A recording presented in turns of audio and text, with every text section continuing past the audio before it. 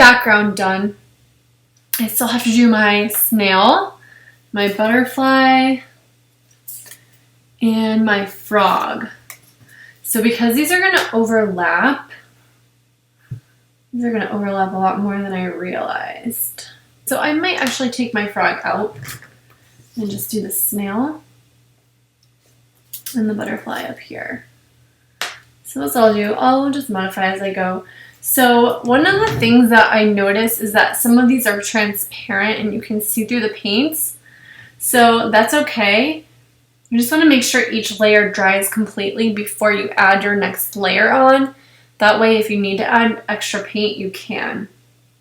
Sometimes when you add white paint to it, it helps, but in this case with the tempera paints, they're pretty transparent. Like you can see the stems through the flowers and the top of the trees through the green parts. So just make sure you wait for this layer to dry completely before you add your final layers.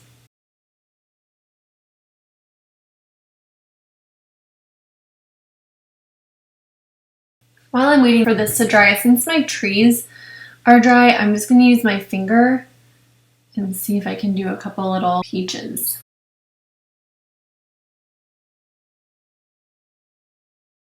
I'm coming back to this after I gave it a little break.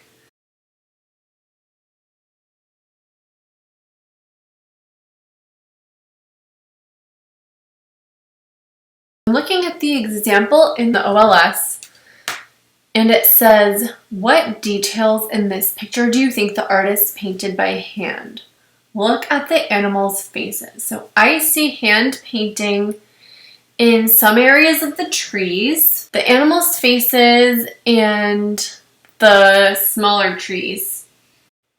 So I'm going to start out painting the butterflies' details with paint. I actually really did not like using this brush or the paint for the details. It was really hard for me to control, so I'm not going to recommend doing the same thing that I did. If that's all you have and you want to use it, that's totally fine, but I just didn't feel like it was easy. I felt like it was really difficult to get it to look the way I wanted to.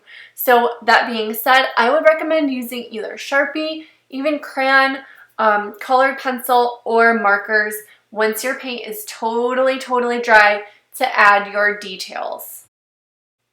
Now you can see I'm going to go in with some colored pencil with a skinny Sharpie to fine outline the snail, and that's it. Everything is complete. So this is my finished picture.